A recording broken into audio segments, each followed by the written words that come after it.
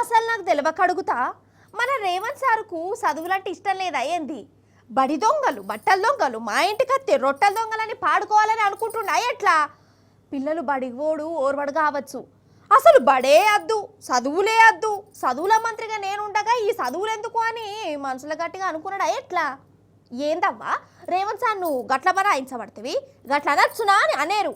ఇవి నేను అంటలేను, ఏడాది సంధి వానాకాలం చదువులతోని తిప్పలు పడుతున్న పిల్లల అమ్మ నాయనలే అంటురు. ఇగో ఈ ముచ్చట చూస్తే మీరు కూడా అంటారు కావచ్చు, చూడుర్రి. ఇప్పుడు మనం ఆదిలాబాద్ జిల్లా మావల మండలం దుబ్బగూడెం దగ్గర ఉన్న మొల్ల. ఇగో ఇటు చూడుర్రి, బడి పిల్లలున్నారు, సార్లున్నారు. 100% ఇది బడే అనుకుంటురు కదా. నిజమే, ఇది మన సర్కార్ బడే. కానీ ఆ సర్కార్ బడి చూడురు ఎట్లున్నదో, తడకలతోని కట్టుకొని సార్లు పాఠాలు చెప్తురు. ఇంకా దీనికంటే దారుణమైన ముచ్చట చెప్పాలనా, ఈ తడకల షెడ్డును 2 భాగాలు చేసిరు. ఒక భాగమేమో గుడి, ఇంకో భాగమేమో బడి. అగ చూడుర్రి, సగం గుడి సగం బడి. అటు గుడి గంటలు, ఇటు బడి గంటలు. అటు గుల్లె పంతులు మంత్రాలు చదువుతాడు, పక్క పొంటే పిల్లలకు బడి పంతులు పాఠాలు చెప్తాడు. ఇక బల్లె జాగ సరిపోక గుల్లె కూసరు కూడా పాఠాలు వింటారు పిల్లలు. ఇక చెప్పురి కథ ఎట్లున్నదో. My name is Sathvik, I'm studying 5th class. మాకు బడి లేదు, హనుమాన్ గుడి కాడ షెడ్ వేసుకొని కూర్చుంటున్నాము. లాట్రిన్ బాత్రూమ్ కావాలి, స్కూల్ కట్టియాలి. ఏమీ సౌకర్యం లేదు మాకు. బడి కావాలి మాకు. అందరం మంచిగా చదువుకుంటున్నాము. మాకు ఇక్కడ ప్లస్ లేవు, ఇబ్బంది అవుతున్నది. నా పేరు సాయి శివ.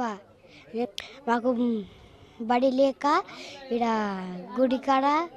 గుడికాడ చదువుకుంటున్నాము. కొందరు ఇంట్లో, కొందరు బయట చదువుకుంటున్నాము. మాకు ఇబ్బంది అవుతున్నాయి. మాకు లాట్రిన్ లేదు, బాత్రూమ్ లేదు. మేము ఇంటికి పోతున్నాం లాట్రిన్కి, టాయిలెట్ కూడా ఇంటికి పోతున్నాం. మాకు బడి కాల, మంచిగా పెద్ద బడి, లాట్రిన్ బాత్రూమ్లు కాల.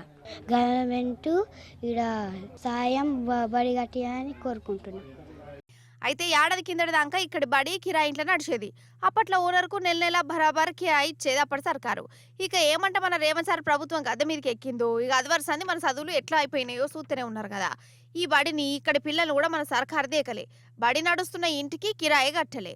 ఈ ఓనర్ కూడా ఎంతకాలం అని చూస్తాడు? నెల, 2 నెలలు, 3 నెలలు గడిచిపోతున్నాయి కానీ పైసలు వస్తలేవట. ఇట్లా ఏడాది ఉత్తగా నేనెందుకు ఇవ్వాలి, నేనెందుకు లాస్ కావాలని ఇంటి ఓనర్ తాళం వేసుకున్నాడు. పాపం పిల్లలేమో రోడ్డు మీద పడ్డారు.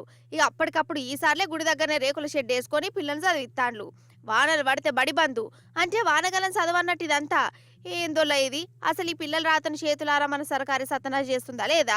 చదువుకున్న పిల్లల మీద ఎందుకు ఇంత కోపాలు? వీళ్ళ మీద గింతగన్నా పట్టింపు లేకుండా ఎందుకుంటారు కావచ్చు. చదువులతోనే గరీబోల బతుకులు మారుతాయి అనుకుంటే ఆ చదివే లేకుండా చేస్తాను అటు ఇటు చేసి, అంతేనా కాదా?